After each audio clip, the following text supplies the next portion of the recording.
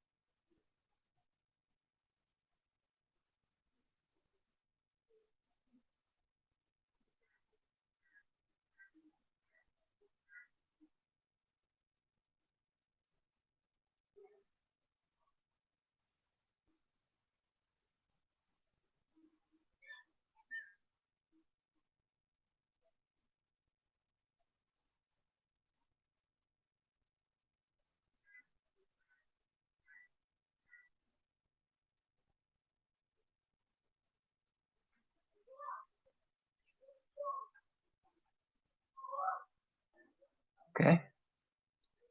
So please let me know if you have any trouble hearing. We're trying this cordless microphone here.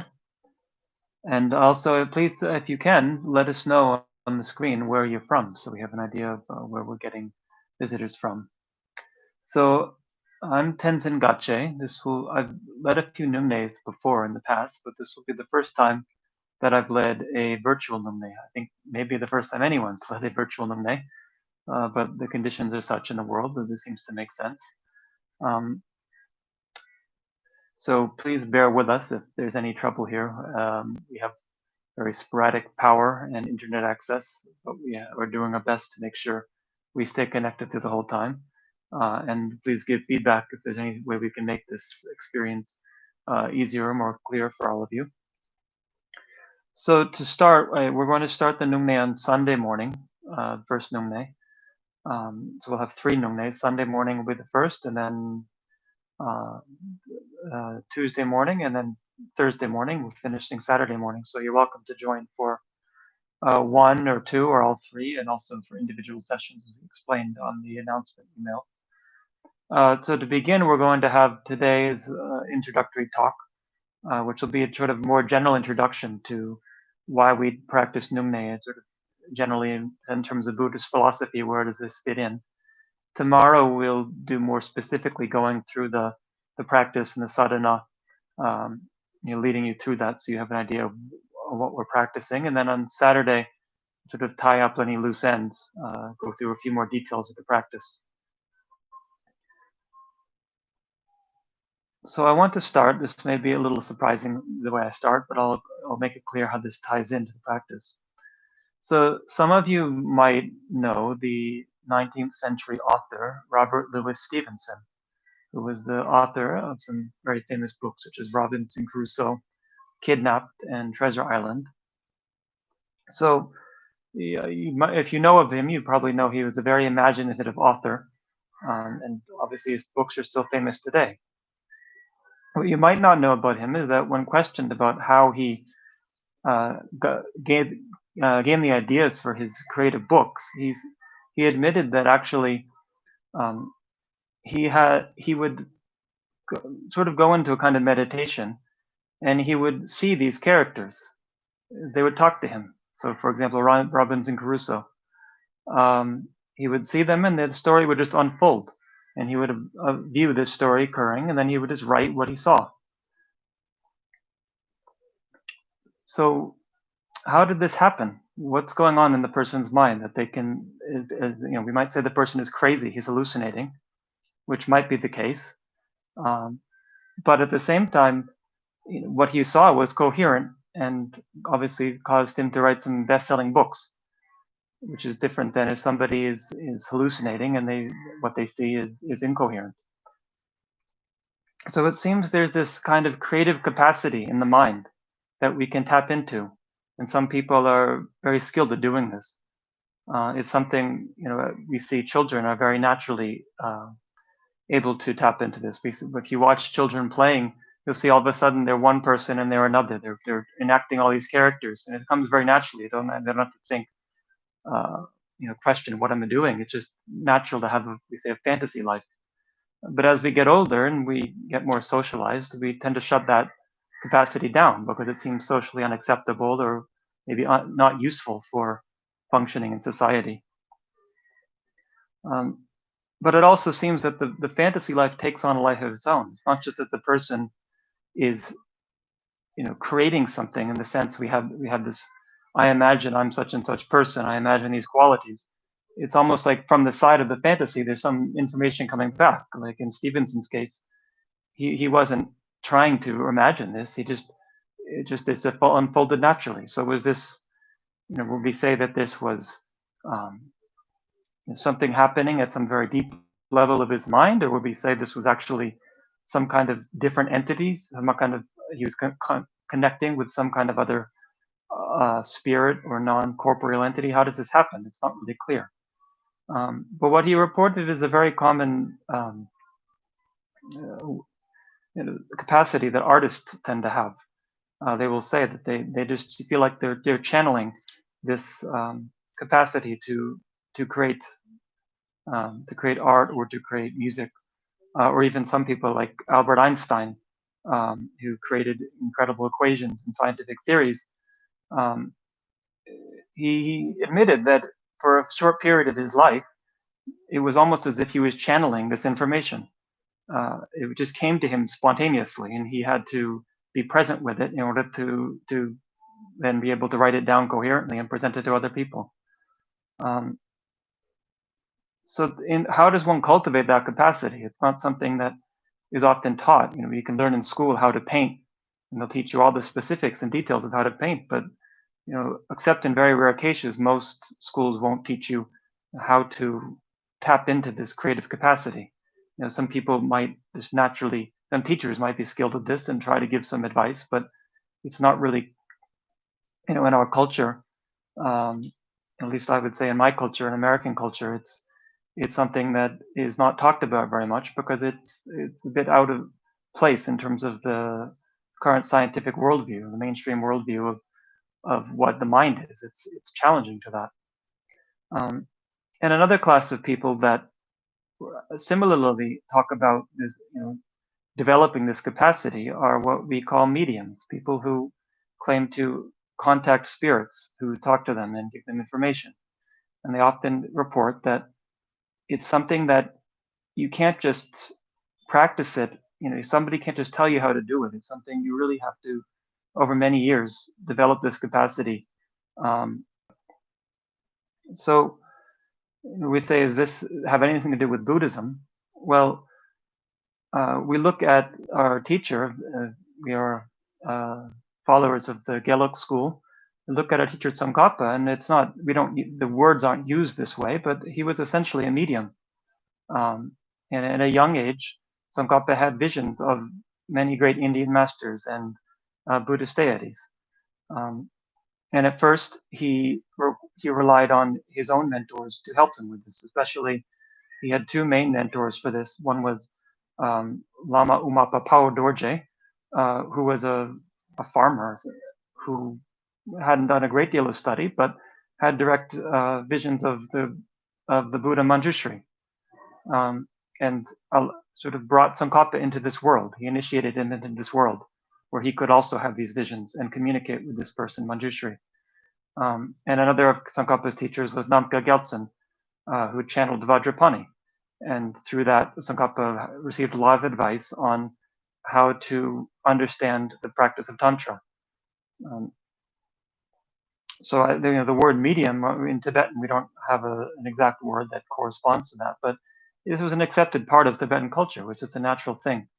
And as I say, it's something that in our culture it exists, but it's very much on the fringe because it doesn't fit into our commonplace worldview.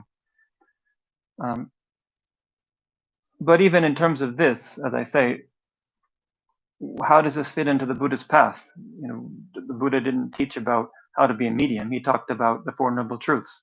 So the question of, is this actually part of Buddhism? So I'll back up here, and I want to talk more generally about the Buddhist path and maybe make it clear why this is important and why I'm bringing this up and what this has to do with the practice of Nyung Nä in a bit of a roundabout way. So bear with me. So I'm sure most of you know that the Buddha's first teaching was the teaching of the Four Noble Truths. And this is the heart of Buddhism. Every practice we do has to be based on this understanding. If we don't understand the Four Noble Truths, and the Buddha himself said, if you want to understand my teachings, you have to understand the 12 links of dependent origination. Whoever sees the 12 links of dependent origination sees the Dharma. Whoever sees the Dharma sees the Buddha, meaning will achieve Buddhahood. The 12 links of dependent origination I won't talk about a lot here, but generally this is just another way of understanding the Four Noble Truths, especially the first two Noble Truths. So the point is that if we really want to understand the Buddha's teachings, we have to understand this, and everything else will fall into place as a result of that. So we have the first Noble Truth, the truth of suffering. And a lot of you might think of this when we say the truth of suffering. We say, well, life is full of suffering. This is something most of us acknowledge when we first come to Buddhist practice, or even before so. We may have come to Buddhist practice because we recognize there's a lot of suffering in life. But that wasn't the only point the Buddha was making. If that was all, it wouldn't be all that profound. Everyone knows that there's suffering in life, anyone who's at least willing to accept that. The Buddha pointed out that what we experience as suffering, if a manifest suffering, is only really the tip of the iceberg, what we feelings of pain. There's also what he called the suffering of change, which is the feelings of happiness, that we usually call happiness, or feelings of pleasure. And this is the suffering of change because, for one, it changes. We are happy today, and then that feeling fades. Or we meet somebody we like, and later they don't bring us the same happiness they once brought us, or we have to part from them. But even more deeply, if we attach to this happiness and try to make it stable, then it causes us a lot of suffering. So it's the suffering of change because it changes into suffering. It doesn't just change into not being there anymore. It actually actively changes into suffering and creates the causes of our future suffering. But the Buddha said that even understanding that is not the deepest insight, that he had teachers in India before he became the Buddha who would recognize this. They'd recognize that ordinary experiences of happiness don't last. And so they wanted to find something more stable.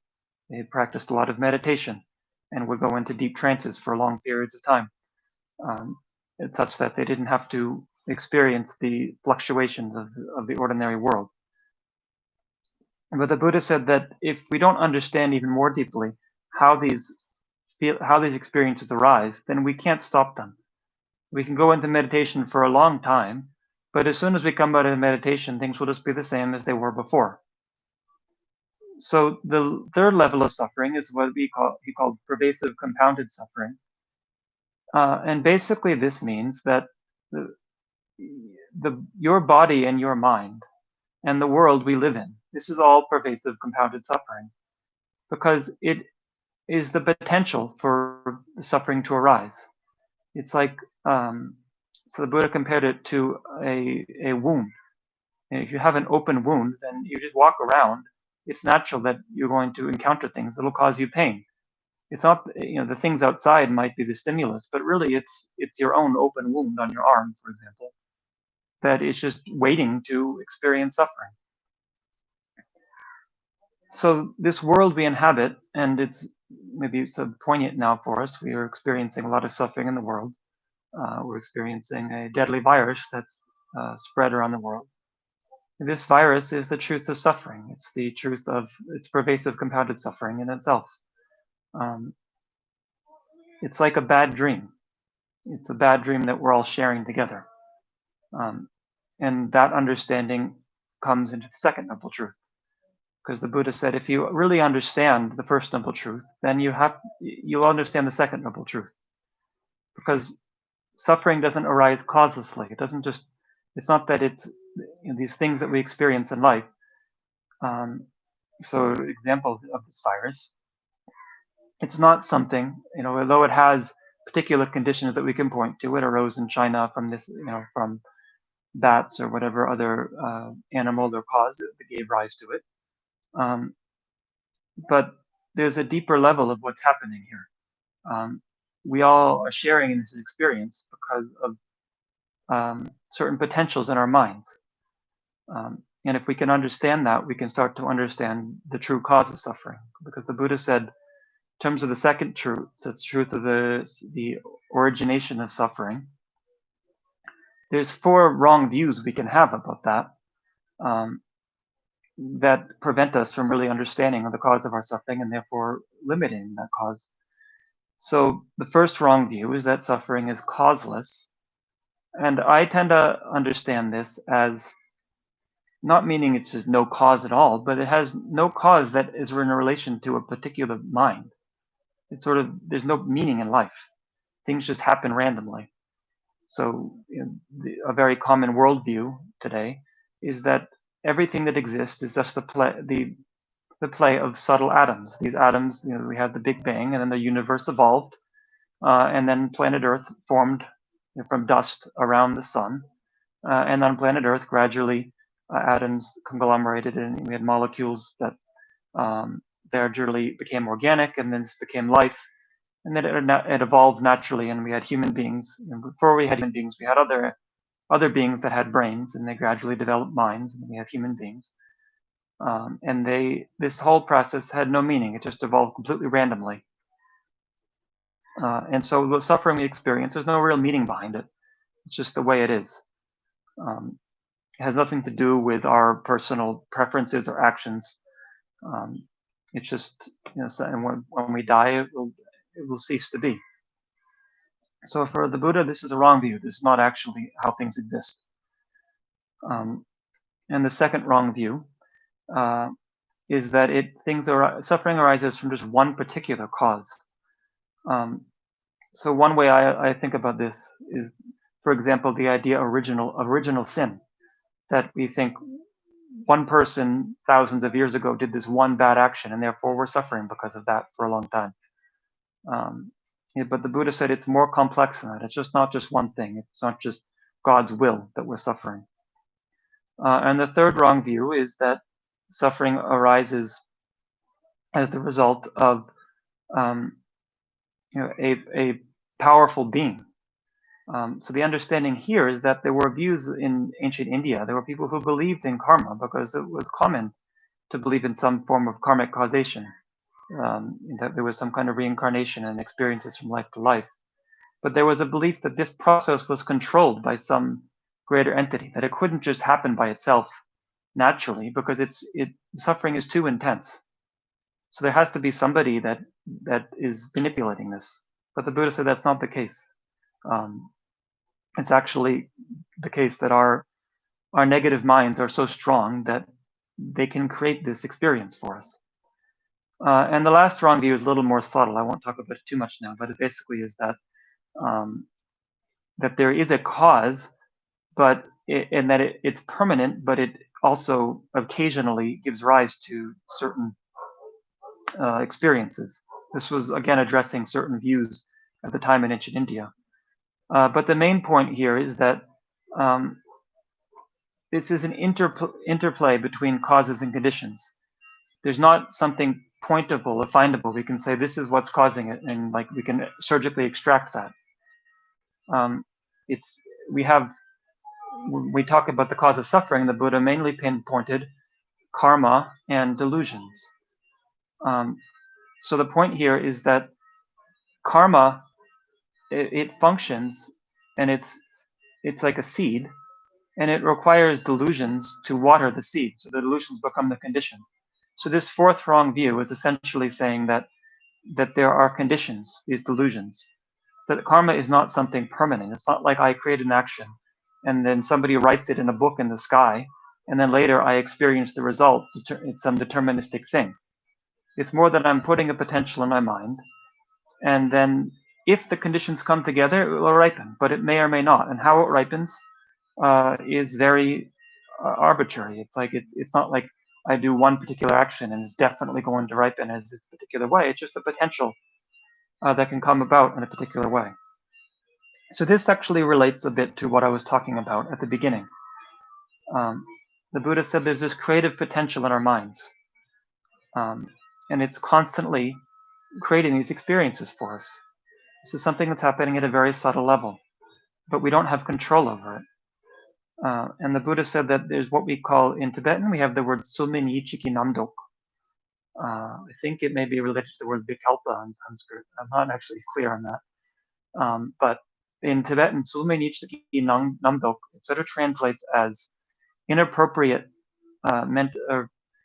proliferation of thoughts which are inappropriate mental engagement, which is a complicated statement. But basically the point is that there's a sort of an undercurrent in our minds of all of these thoughts about things. For example, if I get in an argument with somebody, my mind is projecting all kinds of things onto this person. This person harmed me in this way. They're doing this bad thing to me. Or if there's an object that I'm attached to, I constantly am thinking about all the good qualities of that object. Thinking, I say, it's not like I'm necessarily consciously thinking about it. It's just a process that's going on naturally at a sort of pre-conscious level. So all of these thoughts are called inappropriate mental engagement, and it's inappropriate because it's wrong. It's distorting the way things actually exist. This person may have harmed me. That's not necessarily incorrect, but it's exaggerating the extent of it, and it's constantly thinking about it more and more, and we say creating a fantasy. So it's like we have this capacity to create a fantasy, and it's being hijacked or subverted by these wrong views. So rather than fantasizing about nice things, we fantasize about things that either make us unhappy, by getting angry, or things that lead to unhappiness. We fantasize about, I'd love to buy this car, I'd love to marry this person. And we fantasize about things that aren't actually going to bring us happiness. And then this takes up a lot of our mental energy. We don't have energy left to to access this amazing potential in our minds. So somebody, like a great author who can access that potential, they have to be able to shut out these wrong conceptions for some period of time. If they can't, then their mind's just going to be overflowing with we say conceptual thought or just worries about things, and you don't have much creative capacity. So it's not to say that an author or a great author or a great artist is an enlightened person, but it's saying that at some level they've tapped into that capacity. Basically they've generated a certain level of concentration such that they can shut off these worried, agitated thoughts for a period of time and access a subtler level of mind and use it in a constructive way. So this subtle level of mind is like it's dreaming, and when we dream, of course, what's happening is just that our coarse level of mind is shutting down, so we just have direct access to the subtler levels of mind. But it's not, we're basically dreaming all of the time. We're just not aware of it, and we're creating all kinds of fantasies, and our dreams are appearing in our life. So this is maybe a more controversial statement. How is it that all of these fantasies, just these dreams, then appear as a virus? This virus is like a collective dream of all of us that we all just together are having this dream. So this is a philosophical question, and I'd love to talk about it more, but it's not. It's a little bit outside the scope of our talk here. But maybe some other time we can have a debate about it and talk about Buddhist philosophy. But basically, the point here in the Buddhist teaching is that our fantasies are creating our world, but we can't control it. It's out of our control right now. So the third noble truth is the truth of cessation, that this can all end. And in this context, I think a useful point to make is that we talk about an arhat. An arhat is somebody who has been liberated and who has achieved the truth of cessation, achieved nirvana. It's said that an arhat does not have dreams. So this shows that this part of the mind has been stilled. This constant proliferation of thoughts has been stilled. The only time an arhat has dreams is when they have some kind of prophetic dream. So it's no longer based on delusion, but it has to do with that capacity of the mind is being used in a more constructive way to give them information that's beneficial. Now, of course, in Mahayana Buddhism, we're not just striving to achieve we call remainderless nirvana, where you shut off the mind completely or shut off the mental proliferation. We're trying to actually use this creative capacity, but in a positive way. To achieve what we call non-abiding nirvana, meaning that we can have nirvana. Our continuum is no longer under the sway of delusion, but at the same time we can be active and engaged in the world, and we can use this incredible potential of the mind, not to just randomly dream about fantasies that either are harmful or are limited, but we can actually use this fantasy to create something that will help others. Now, the fourth noble truth is the truth of the path. Now, in terms of the truth of the path, many of you may have heard of the Noble Eightfold Path, which is when the Buddha first taught about the truth of the path. He mentioned the Noble Eightfold Path of right understanding, right analysis, right speech, right livelihood, right effort, right mindfulness, and right concentration. But to sum that up, it's more concisely presented as the three higher trainings. We say the higher training in ethical discipline, the higher training in concentration, and the higher training in wisdom. So if we want to achieve truth of cessation and we want to achieve freedom from samsara, then we need to practice these. And any Buddhist practitioner should make these the heart of their practice. His Holiness the Dalai Lama has mentioned this. Sometimes when people get involved in Tibetan Buddhism, they might look at the externals and think this is a ritualistic practice, or they might get very attracted to some of the very nice, pleasing rituals that we do in Tibetan practice, which are useful. But it's a mistake to think this is what Buddhist practice is. His Holiness said we should think of it as my main practice is the three higher trainings, and things like mantras and prostrations and prayers. This is on the side. This is a supplement. It doesn't mean we can't engage in them a lot, but it should be within the context of understanding the 3 higher trainings. Otherwise, it's, as His Holiness said a couple weeks ago when he talked, he said it's just, ringing a bell or waving a drum. It has no particular meaning if we don't understand the meaning behind it. And so here we're talking about the Nyung Nä practice. It's a ritual practice, but it's really a way of enhancing our practice of the 3 higher trainings. So we have the training in ethical discipline. So for monks and nuns, we take vows of restraint, and for lay people, we take vows of restraint as well. But in the context of Nyung Nä, we take particular vows to restrain from certain negative actions for a period of time. So this is the basis. This is the practice, the ethical discipline, which is said to be like feet. And it's said actually both the practice of ethical discipline and the practice of concentration are the feet. So if you may have heard the praise of Shakyamuni Buddha in Tibetan, we say Ripa Tang Jabzu Dempa. In English, it's translated endowed with wisdom and legs. I'm not actually sure how they translate it usually. I don't know if they say the word legs, but that's literally what it's saying. So this is understood to be referencing the 3 higher trainings, that the training in ethical discipline and concentration are the legs, the foundation. And on this basis, we can have wisdom. If we don't have the foundation, then wisdom can't arise.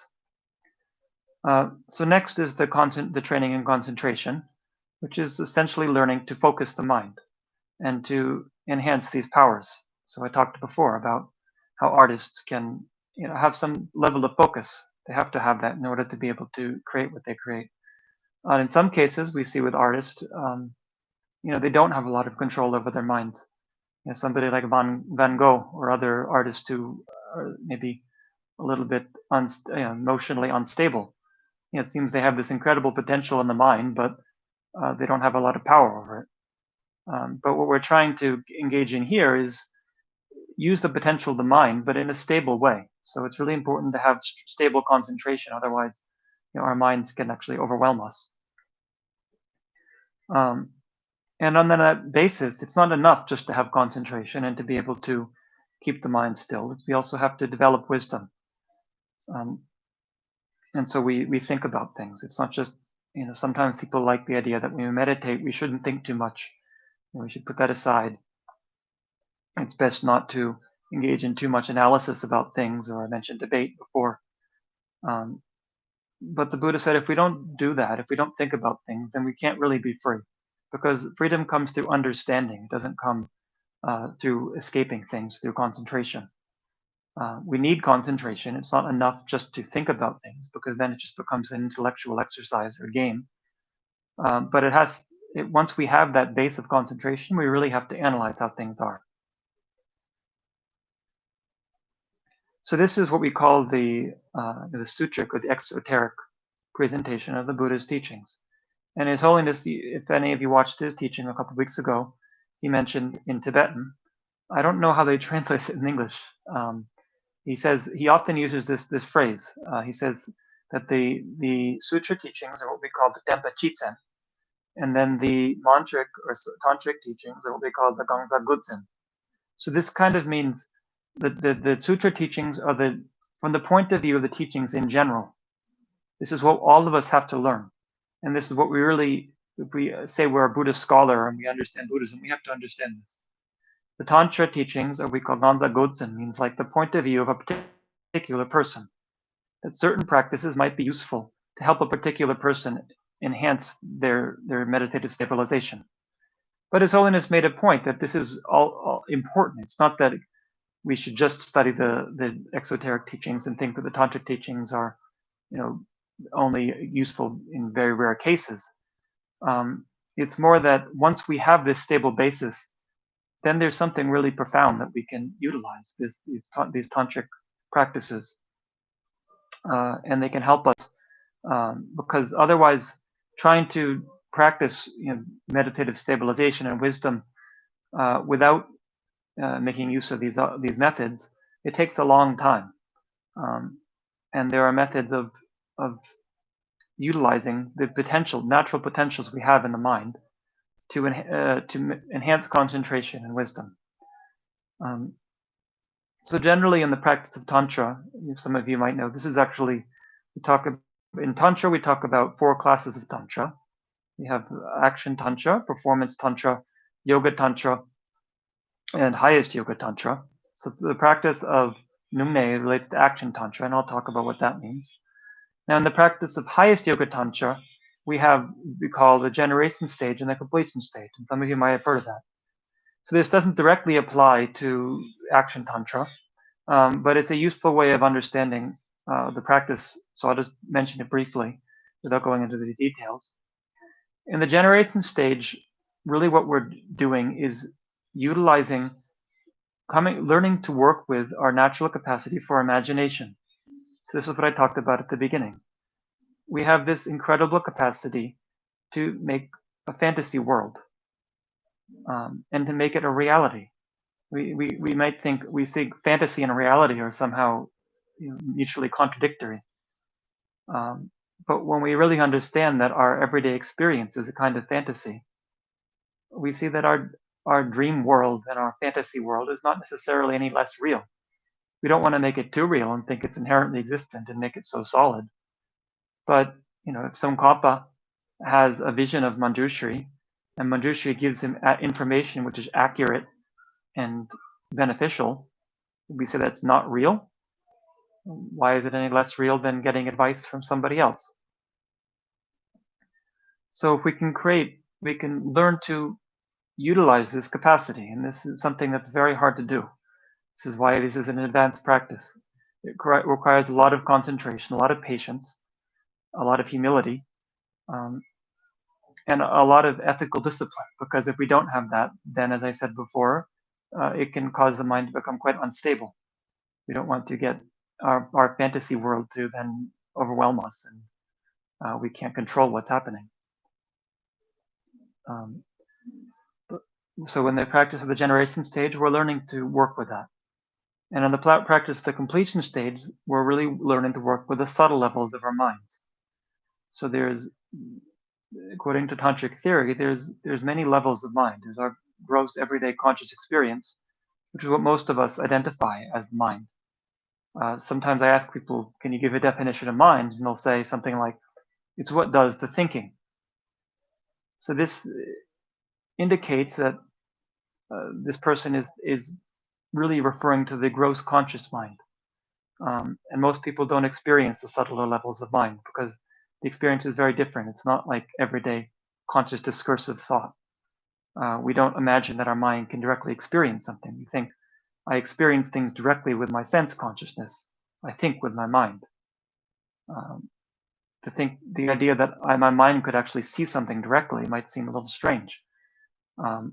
But in the advanced levels of Tantra, somebody is coming to access these levels of mind, subtler levels of mind that are more connected, with higher levels of wisdom. Things that, for a lot of us might not seem like a reality. And ultimately to access the most subtle levels of mind, we call the clear light mind, which I won't get into very much here because in the practice of Nyung Nä, in the practice of action tantra, this is not actually something that's a part of action tantra. But just to mention, because many of you may have heard of Salinus talk about this or other teachers talk about this, this is sort of the ultimate goal of tantra practice, is to be able to access these very subtle levels of mind. But again, it's a sort of a disclaimer. It's something we have to be very careful with. Because if you're not careful with it, it can really destabilize the mind. So this is why Tsongkhapa, in his autobiographical poem he wrote a poem called Docha du Legma in Tibetan. So it's translated in English. Sometimes they translated it as Destiny Fulfilled. I think Geshe Dorje Damchul translated it as Noble Pursuit. The word in Tibetan is a little ambiguous. But the point is, it's a poem about how he achieved realization. Sort of what did he do with his life? How did he get to this point? And he says that he went through 3 stages of hearing and learning, and then contemplation, and then meditation. So in his section, the first section on hearing and learning, he talks also about tantra. The first thing he says about Tantra, which I always think is a very nice way to think about Tantra, it's very helpful for me, is that he had heard from various people, just sort of word on the street in Tibet, that there's two ways to get to enlightenment. There's the sutra and the tantric path. And in terms of their profundity, it's like the sun and the moon. The tantra is like the sun. It's so much more powerful. So he didn't say, so therefore I practice tantra. Rather, he said, therefore I recognize that if I didn't, because a lot of people that I respected said this, I said, if I didn't take the time to examine this, how foolish I would be. So he made the point that it's still, he needed to examine it for himself. It's not something that we just take on hearsay, that we should practice tantra because our teacher says it's so great, or we hear that tantra practice, you can get enlightenment in one lifetime, and I want to go so quickly. The point is that people we really respect, our teachers like His Holiness Dalai Lama, Lama Zopa Rinpoche, and really any very qualified teacher within Gelok, within Nyingma, will say that tantric practice is really profound.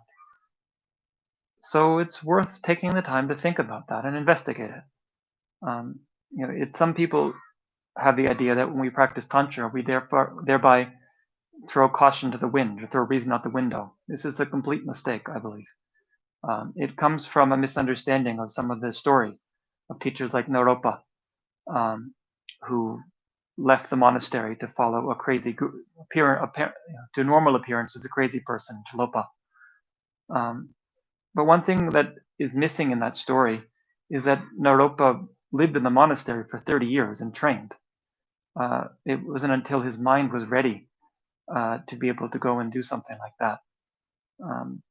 So we need to have a lot of groundwork. And Naropa himself, he was able to analyze. He was a famous debater. He was the abbot of Nalanda.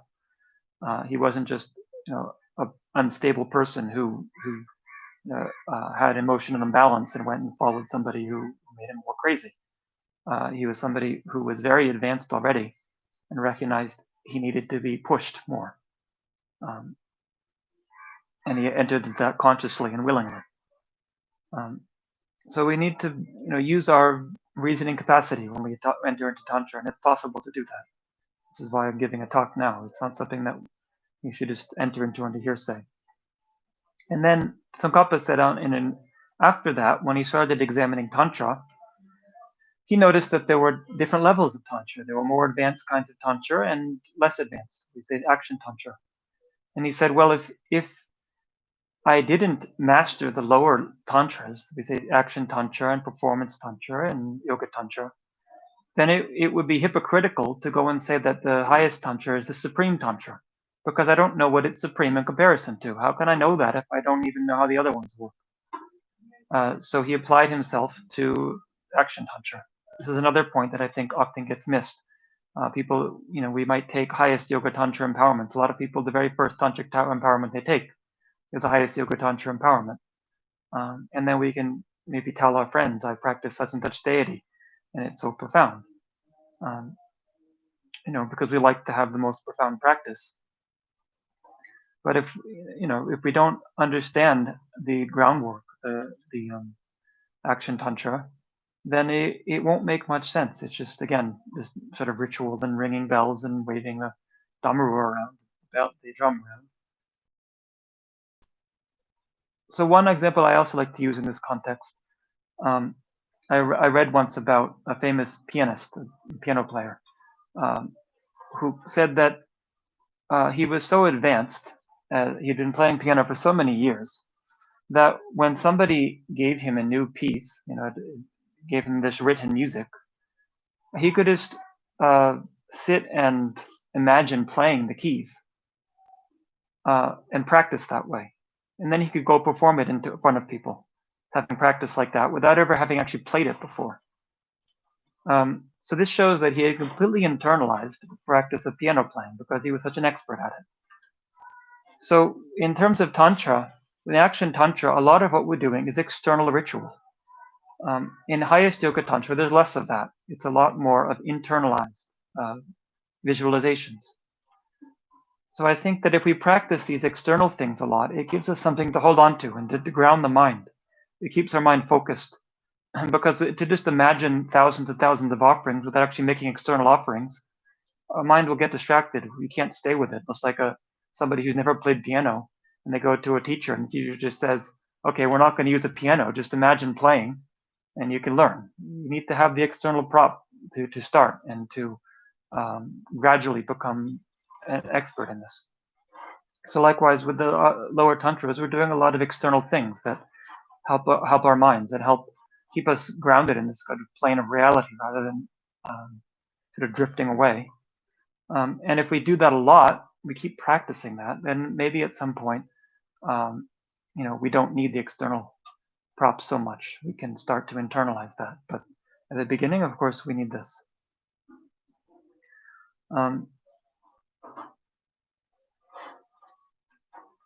So I think, I mentioned again at the beginning about, these natural capacities of our mind. So in Tantra, we do a lot of visualization. You will see in the Nyung Nä practice that we imagine Avalokiteshvara, the Buddha of compassion, and try to visualize. So this is a way, I believe, of trying to access these natural sort of sources of wisdom. And I would say maybe sources of wisdom within ourselves, but it's not so clear. At a certain point, it's not so clear. Is this within myself or is this outside of myself?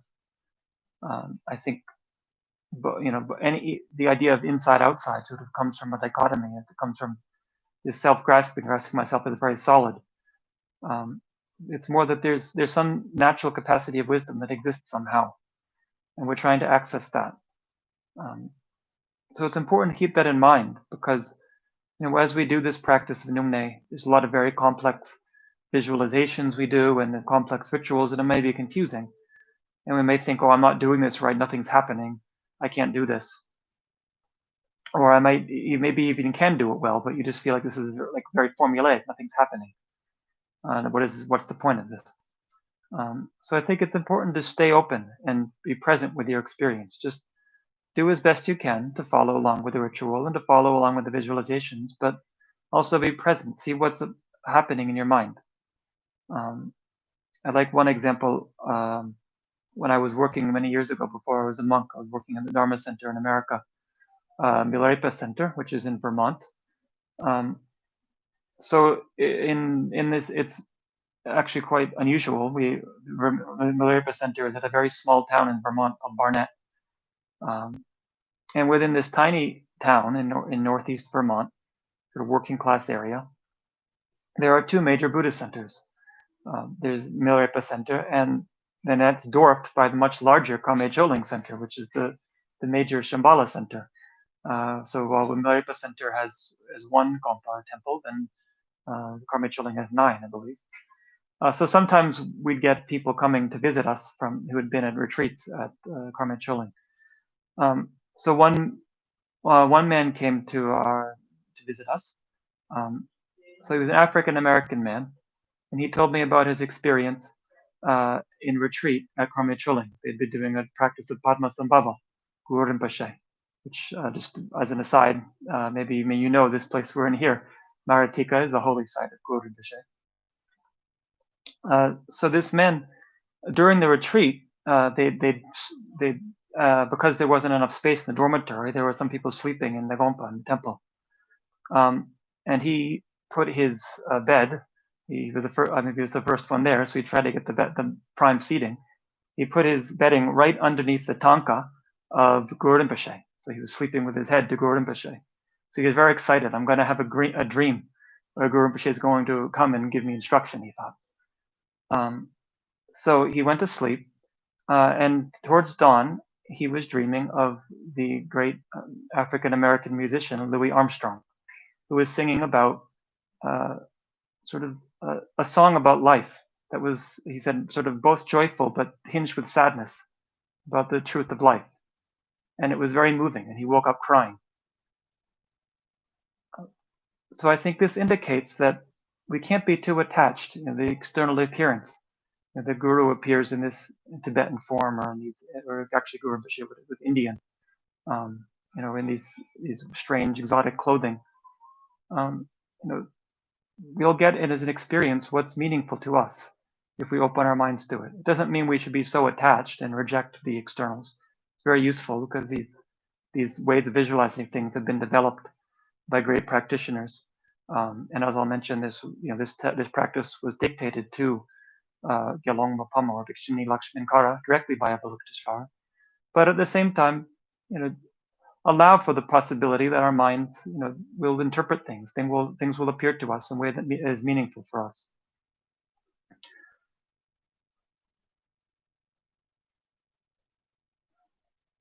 So I've talked a lot about, in general introduction, I want to talk a little bit about Nyung Nä specifically now. Now, how much time do we have? What time is it? 50 minutes past. Okay, that's not so bad. So I hope you can bear with us. If you're getting bored and you want to take a break, you're welcome to watch this on a recording later, but I think you'd all like to know a little bit more about Nyung Nä. So as I said, Nyung Nä practice is within the Chagyu in Tibetan, or action tantra, Kriya tantra in Sanskrit, which means that there's a lot of external ritual involved. So within action tantra also, we have what we call the three families of practices. There's the Vajra family, the Padma or lotus family, and the Tathagata family. So the practice of Nyung Nä, being a practice of Avalokiteshvara, the Buddha of compassion, fits into the Padma family. In the Padma family, we have the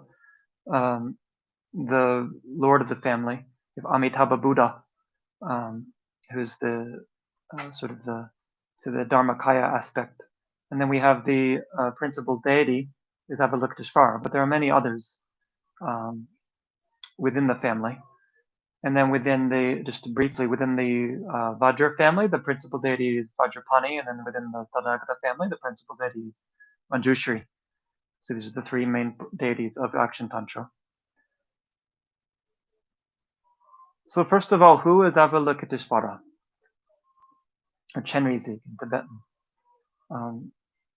So there's a praise to Avalokiteshvara by the seventh Dalai Lama, Kelsang Getso, who also composed the Nyung Nä practice that we use. This praise is called Pakdo in Tibetan. It just means the praise of the Arya, praise of the noble one. So one of the stanzas, Kewo Gandak Rangdu Nikyang, Reshik Churwe Wangirde, Tsopa Tsamo Rangdu Nikyang, Tsopa Tsamo Kyugi Dronam Budang Drawa Dakong Ne. Noga Chatam Tugi Gomba Rimo Shikne Tawena, Dr. Ram Ningje Charmi Bu, which means, so all beings love themselves and care and cherish themselves, consider themselves precious and want to protect themselves. Yet they come under the sway of negative afflictions and emotions, and they even come to kill themselves and harm themselves, bring harm to this precious self. But you always consider beings just like your own child and care for them like your own child. You have thrown the thought to harm others so far afield. So the love that some ordinary person like me has for myself cannot even compare to a fraction of the compassion that you hold for me. So Avalokiteshvara is the essence of compassion. And this is what we're trying to develop and cultivate through this practice. This incredible compassion that might seem unimaginable to us. That it sees all of the negativities we've done in this life and other lives. And it's like it doesn't matter at all. It means nothing whatsoever. There's no judgment. There's only a thought of compassion, like a mother for her child. And we see this manifested in the world. It might seem impossible if we didn't see it manifested in beings like His Holiness the Dalai Lama, who manifest this every day of their life. They never seem to have a single angry thought or heart. It's just inconceivable that this person could think of harming somebody.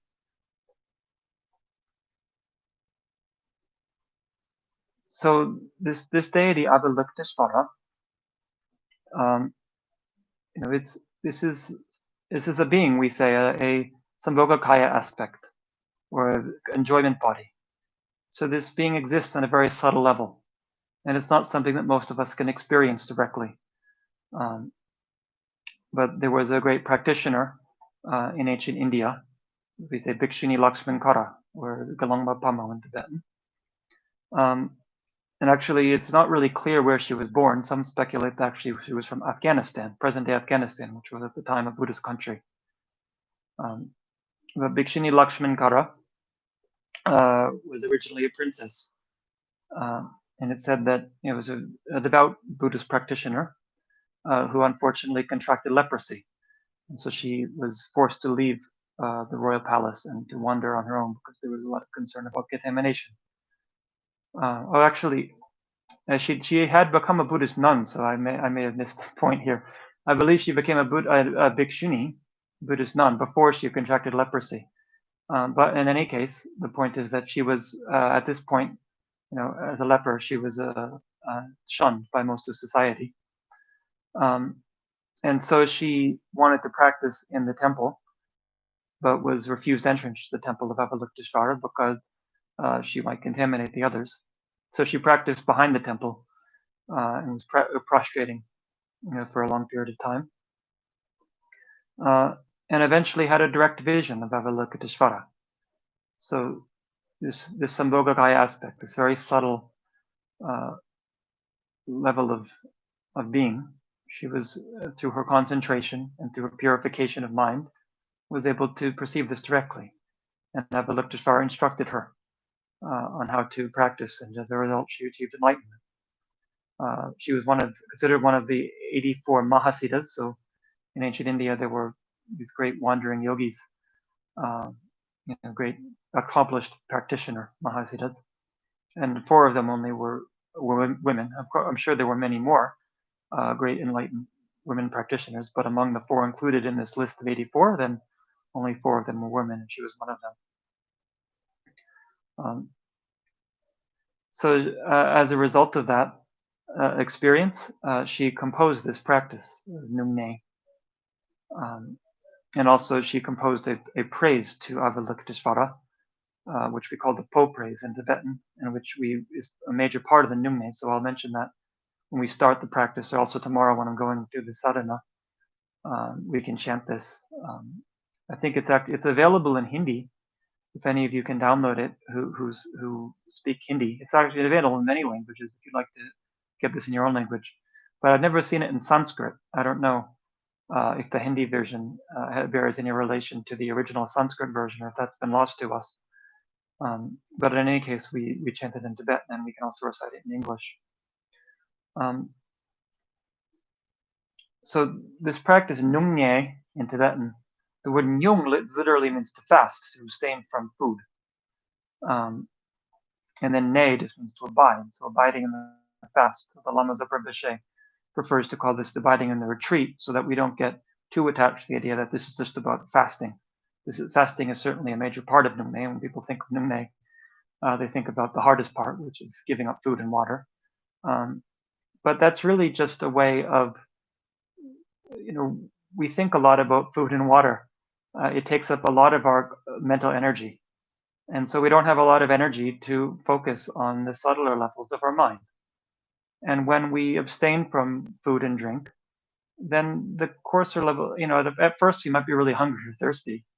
But at a certain point, we recognize I'm not going to get anything, so I might as well stop worrying about it.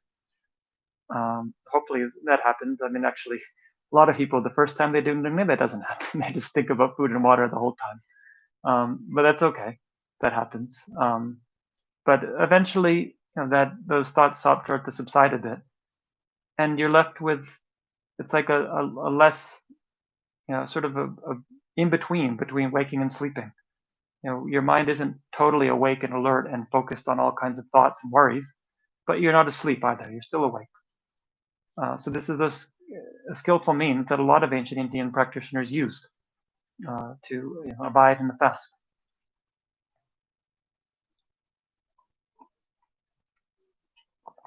So Bhikshuni Lakshmankara She then transmitted this practice to her student Dawa Gyaltsen Shonu Kumara, Dawa Shonu, which is Chanju Kumara in Sanskrit. And then this lineage began. So I won't talk about all the lineage lamas. You can read about this in the Nyung Nä book, the FPMP Nyung Nä book. But eventually this practice reached Tibet through, I said Dawa Gyaltsen was the first name I mentioned. So he was actually the one who brought this practice to Tibet from Nepal. It went from India to Nepal and into Tibet. And this practice spread within all the Tibetan lineages. So also we have the Kagyu and Nyingma, they also have Nyungne practice. And then within the Geluk, it was eventually codified, so that it was practiced before, but then the seventh Dalai Lama, Kelsang Gyatso, who I mentioned before, who composed this prayer Paktu, the praise of the Arya, he composed a lot of practices of Chenrezig. He has a very special connection with Avalokiteshvara Chenrezig, because he spent a lot of his life in retreat. Many of you know that the institution of the Dalai Lama was the political power in Tibet, but this was not ever very stable.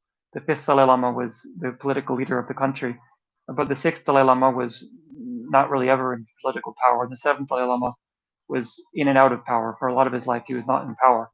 So he had a lot of time just to wait and sit and retreat on his own. So he wrote a lot of texts about Buddhist practice, and he wrote this Nyungne practice.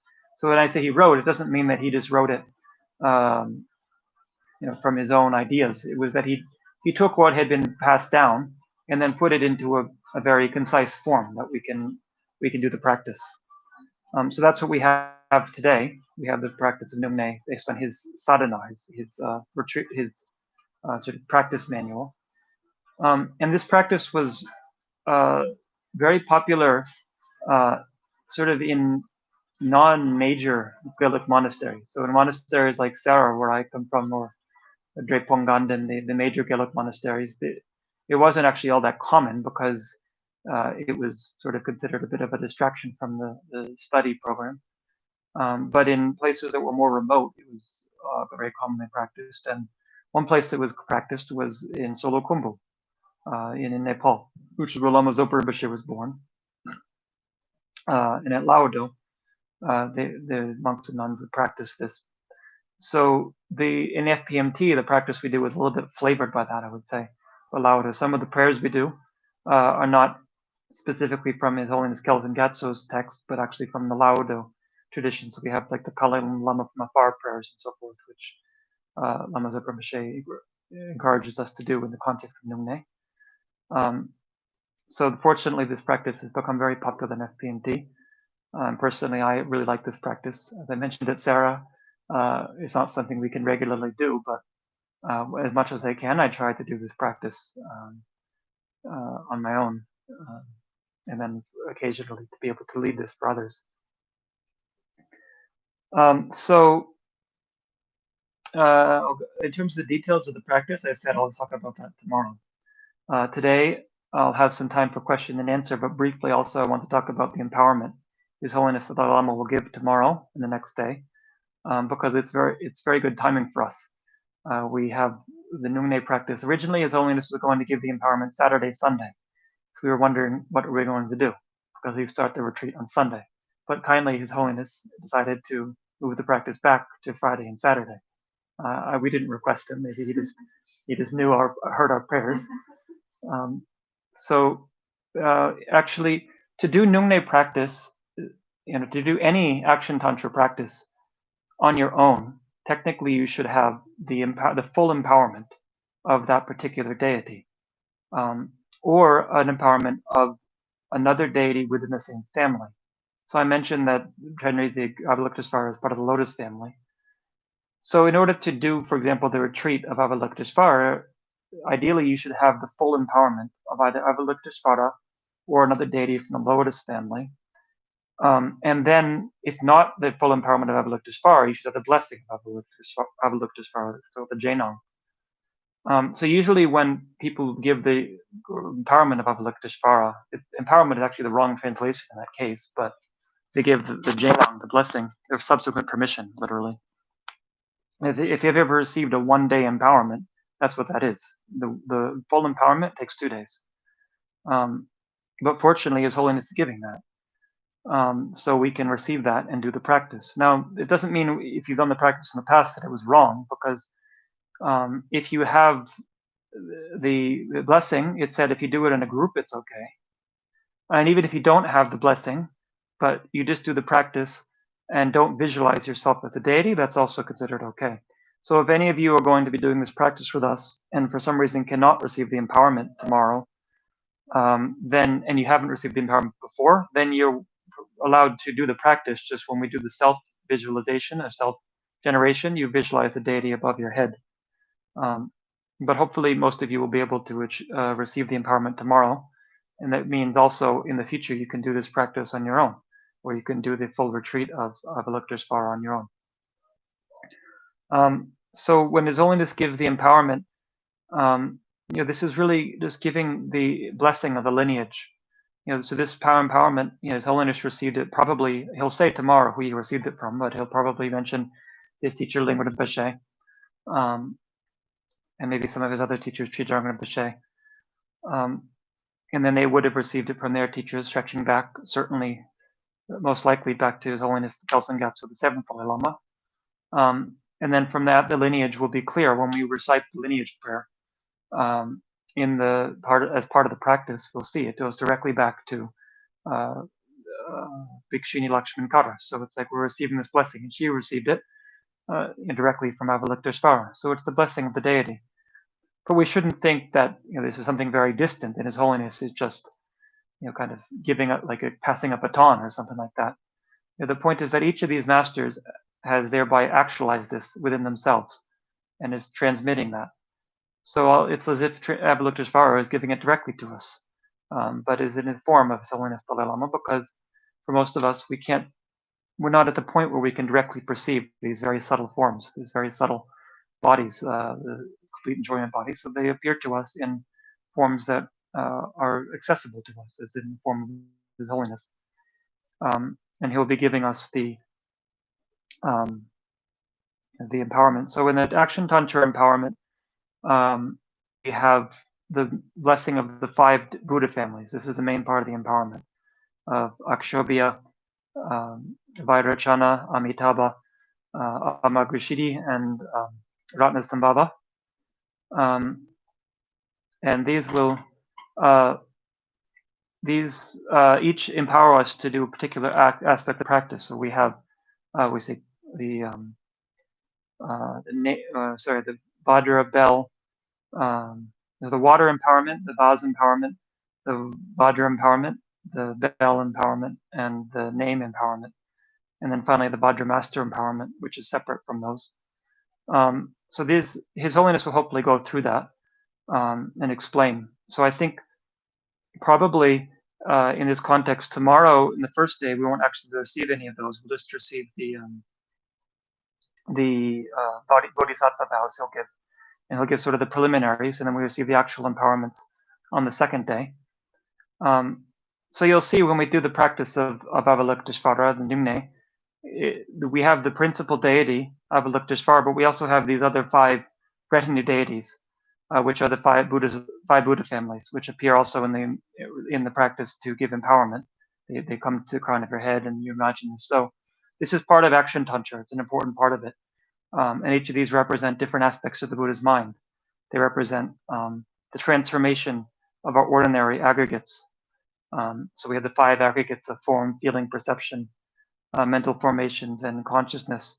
These transform into these deities, these enlightened beings. So this is rather complex, and I won't get into that here. Not that I'm an expert on it anyway, so I can get out of that by not talking about it a lot. But if you're interested more in understanding this, the practice of Action Tantra, you can read the book Deity Yoga, which I think it's listed as being composed by the author is His Holiness Dalai Lama.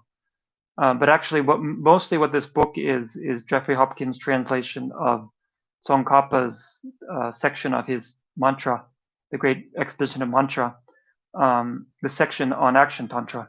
and it has some commentary also by His Holiness Dalai Lama.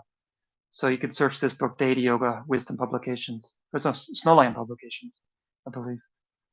Anyway, you'll find it. So this describes more, if you want to know more about the philosophy and a lot of the details of Deity Yoga, of Action Tantra.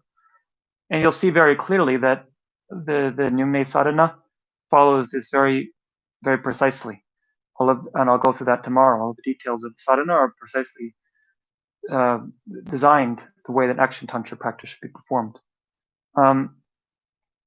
So we'll see what His Holiness says tomorrow, and then we'll be together again tomorrow. So if there's any questions that come up in that context, also we can discuss that. But now, maybe if anyone has questions based on what I've said or in general, we can have a question and answer session. Will they come up on the screen?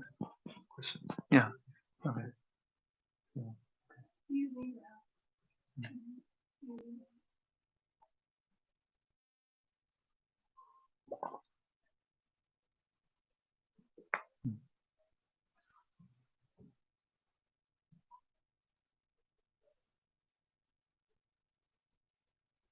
Also, those of you here can ask questions as well if you like.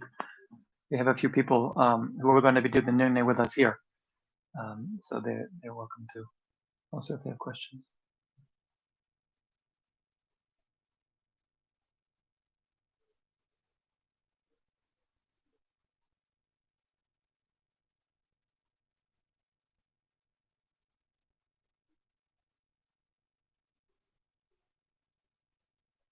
Is Nyungne, is it the purification, mostly for purification and accumulation, or is it does it integrate meditation as well, like meditation on Lamrim or meditation on emptiness?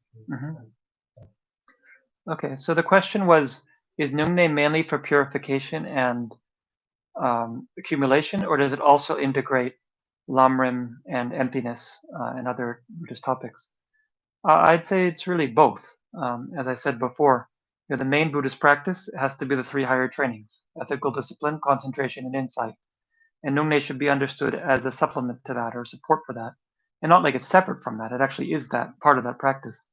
So it's, if we just think that by doing Nyungne, the point is to fast and purify your karma, this is a bit of a mistake. It is a very powerful practice of purification and accumulation. But it integrates these things. Like we'll see at the beginning of the practice, we'll do the Lamrim prayers. And we should, and within the practice, when we recite mantras, we're trying to generate more compassion. And as Ramaza Rinpoche has said, that if you're doing a mantra recitation and you find that you can't really focus on the visualization and your mind is very distracted, then it's fine just to do a Lamrim meditation. Keep reciting the mantra as a way to get the blessing of the practice. But don't worry if you're thinking about Lamrim. It doesn't mean, try to do the visualization if you can. But if if it's easier for you to think about Lamrim, that's perfectly fine. Also, as I said, the sadhana, if we understand the meaning behind it, what these things are, it's essentially like a streamlined way of thinking about the Lamrim. All of the symbols, symbolization within it, and we purify into emptiness. We arise from emptiness. His Holiness the teacher, Ling Rinpoche, he said, if you do the practice of tantra without understanding sutra, it's like hard cheese. So what this means in Tibet, in Tibet they like to carry around this dried yak cheese is actually the wrong way to say it because yak is a male. In Tibet we say dri, so the cheese of a dri, a female yak. So they would carry this around in their packs as dried, and if you put it in your mouth, it was very hard. You have to leave it there for a while, and gradually it dissolves. So he said that doing the practice of tantra without sutra, it's like food where all the moisture has been sucked out. It has no essence. It doesn't mean anything. when it's moistened by this understanding of sutra, then it's malleable. You can do something with it.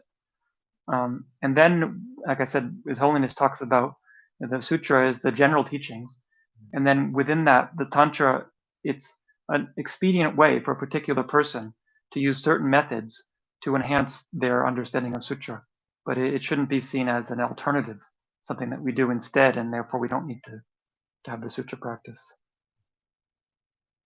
So Shantila is manifesting a few questions. Okay. The first one is, do we absolutely have to use Vajra, bell, and ba and buzzes? Okay. And also mudras during the Okay, so we have ritual implements in Tantra. For example, the Vajra and the bell. And then in the Nyung Nä, we have a lot of other ritual implements, like we do the bath offering, and we have vases, and we do mudras, which I'll explain. I was thinking on the third day, on Saturday, I'll talk about some of the Nyung Nä, different mudras, the hand symbols that we do. So generally speaking, no, we don't absolutely have to do it, but it's quite important to do it because I said in action tantra, the external things, the external props are very important because we don't have the meditative concentration to just create this all with our minds. And if we have that, if you can go into a trance state where no ordinary appearances dissolve, and you can see all these things as clearly as if they were just in front of you, then you might not need to use the implements. But at the beginning, it's like I said, playing the piano, it's a very useful way if you know what they mean, that the Vajra symbolizes method or compassion, and the bell symbolizes wisdom. And you understand this, then it can have some meaning. So, of course, we're doing this Nyungne virtually, and so we've said that for many of you it may not be possible to have all of these things. You may not have a Vajra and bell, or more likely, you don't have the space or the materials to make the altar, which is very complex. So you can think, because in a group practice, we don't all make an individual altar. We make one altar that we all use and share. So you can imagine that you're using all our altar. And we said if you are you're welcome to make your own, but you don't have to. So in that case, if you don't have these things, you don't have to use them. Or if you're in a place where ringing the bell is going to make people angry, then probably people, your neighbors, then better you don't use it. Or you can just put something in it to stop the bell from ringing, so that when you swing it, it doesn't actually make any sound. That's probably the best thing to do. So be practical. You shouldn't show the bell and Vajra to other people. So if you can't be in a private place, then you don't have to use them. But ideally, it's good to use them because it's a way of, it's like we think that the spiritual practice is something that's non-physical. That if it's physical, it's not spiritual. But part of Tantra is transforming this physical realm into an enlightened realm. So we have to make use of the things in the physical realm. That might sound a bit confusing, but this is something we learn through both practice and also through reflection. As I said before, Tantra isn't just about taking it on faith. You can read about this more and understand more about what these things mean and why they mean what they mean. And it has some effect on the mind. So maybe Yeah. last two questions. Okay. So what are the rules to recite mantras? Shantila asks again. So the rules to recite mantras. I'm not exactly sure even by rules, but sort of the way to do it. I'll explain tomorrow when I explain about the sadhana. I'll go through what the mantras are and how we do them. But generally speaking, when you recite a mantra, you can recite it out loud. But it's that with the first time we recite it, we'll chant it together, the long mantra. But then you can recite it under your breath and count. So it said that you should be loud enough that you can hear yourself, but not loud enough that anyone else can hear you. So just kind of very slightly under your breath. Yeah. Okay. In terms of the initiation. Yeah. Yeah. It will be a full initiation, right? Right. It's the full. Yeah.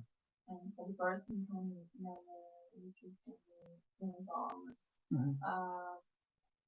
if let's say I would love to take this time initiation, or in twice, I understand that you give a commitment, kind of like taking the Vichita, but any other don't have to do Yeah. Okay. Yeah, so the question is, what are the commitments that are going to come with this empowerment? So as I mentioned, tomorrow His Holiness will probably give the Bodhisattva vows. This is the prerequisite for taking any tantric empowerment. So of course the prerequisite for that is refuge. You might give refuge tomorrow also. But refuge meaning the pratimoksha vows. So these are the first level of vows. And we have to maintain those. We have to understand what the vows are. So for lay people, there's the 5 vows. And then on the basis of that, the bodhisattva vows. So that it's more complex. We have 18 root bodhisattva vows and 46 secondary bodhisattva vows. Don't be afraid by that, because it's just it's not like it's you don't think of it as like a law that somebody's enforcing on you. It's kind of it's saying, if you want to practice, this is the boundaries of what's good behavior to make your practice effective. Like if you want to learn how to play basketball, somebody says this is how you play, and you don't go out of bounds. And if you want to be a good player, you follow the rules so you can play well. And if you make a mistake, it's okay. In the terms of the context of the bodhisattva vows, for example, we have the root. To actually lose the vow from the root, we have the 18 root vows, or the 46 secondary vows. You can't lose from the root. You have to break one of the root vows, and even in that context, you have to have the 4 binding factors, which means you have to know what you're doing, know that you're breaking a vow, and secondly, feel that it's a good thing to be doing, and not have any sense of shame in what you're doing, and not have any sense that I don't want to repeat this. So you really have to want to break it for the most part. If your intention is that I'm trying my best, then you won't lose it from the root. But it's still good to study, and so if you receive these vows, it's very good to read more about them. I'll talk about that maybe tomorrow afterwards. But also in the context of tantric practice, for action tantra, we don't take tantric vows. That's the next level of vows, but that's something we'd only take if we took yoga tantra or highest yoga tantra empowerment. So there won't be any tantric vows. And His Holiness will most likely, I'm almost certain, will not give any practice commitment tomorrow. Because sometimes in the context of tantric empowerment, the teacher will say, now you have to recite this sadhana every day. I'm sure he won't do that. He might suggest you recite the mantra of Chenrezig, the Mani Padme Hum. But he's not going to say recite it 100,000 times or recite it 100 times a day. He'll probably just say do it as much as you can. But His Holiness always says, whenever he gives any empowerment, the main practice should be bodhicitta and emptiness, that you spend as much time as you can reflecting on these. Because without that, then reciting a ritual every day isn't all that meaningful anyway. So we commit to doing that, and His Holiness always says it's also a commitment to study, to really think about this. It's not just about every day I recite a stanza about bodhicitta and a stanza about emptiness. It's good to do that, but it's also really good to think more about it and learn more about it. So that is probably the major commitment that's going to be given. No, he won't give a practice of Guru Yoga as part of this. So a few people suggesting excited about mudras to learn, Yeah. but I think it's going to happen. Yeah, I mentioned about the mudras on the 3rd day. On Saturday, I'll go through the mudras. And then there is a question about different time zones. So the Okay. person in Singapore says that it is 2.5 hours ahead. Yeah. So there's a question of what to do about time zones. We were discussing that. So one option is simply that you can watch the recording. Now in Singapore, it's a bit hard because you're ahead of us. But you could watch it the next day and just do the different days. That will be one option. The other option is you can actually do the practice at the same time as us. It's a little complicated, but if that's what you prefer, you can. But it would require, because we're doing the practice, the first session will be 4 a.m. Indian time, and then 9 a.m. or 8:30 a.m. Indian time, and then 3:30 p.m. Indian time. So if you just do the practice with us, it's not exactly correct for a couple of reasons. One is you have to take the Mahayana precepts before dawn. So what you'd have to do is get up early before dawn and take the precepts on your own, and then join us later for the sadhana. And then secondly, you have to eat before noon. So we would be doing 2 sessions and then eating and then doing the 3rd session. But you have to eat after the 1st session. And so I think Venerable Namjung has suggested what you can do, because we're not going to have a lot of time between the first 2 sessions. So do the first session with us and then eat lunch.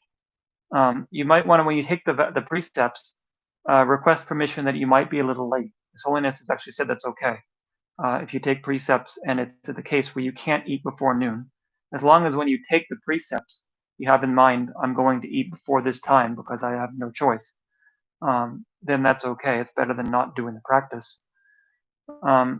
So just think you might be a little late and then eat lunch, and then you'll be late for the second session. So watch the second session on tape. You have to do that. But then the third session, there's a big gap, so you can then again join us live for the third session. So that will work. The only complication also is that on the last day, we break the fast.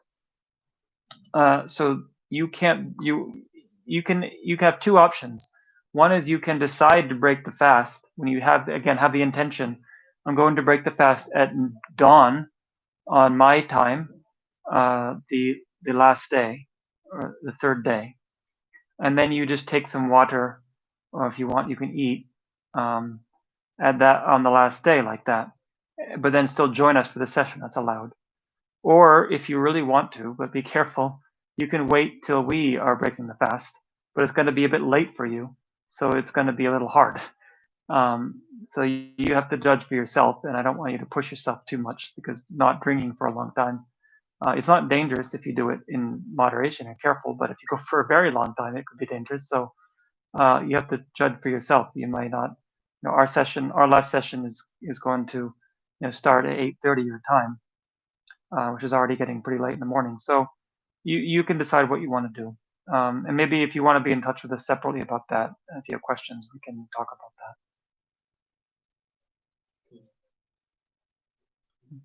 No more questions. Maybe we can sum up. Yeah. Next sessions. Okay. So so hopefully you are able to come tomorrow morning for His Holiness's teaching, which I think is 9 a.m. Indian time tomorrow. And then we'll have another talk 6 p.m. tomorrow, where I'll go specifically through the practice. I'll have the text. So if you can get the text, it's best. You can download from the FPMT website, Nyung Nä Sadhana. And I unfortunately have to pay, I think $10 US. But the retreat is free, so it's not very much. And then once you have the sadhana, we can go through it together, and I'll explain what we're going to be doing, all the practice. And I'll see how much time that takes, and if there's extra time, I can go through some other details. And then on the third day, as I mentioned, I'll describe the mudras and any other loose ends that are necessary. So thank you all for coming. And yeah, we hope to see you again tomorrow. Thank you.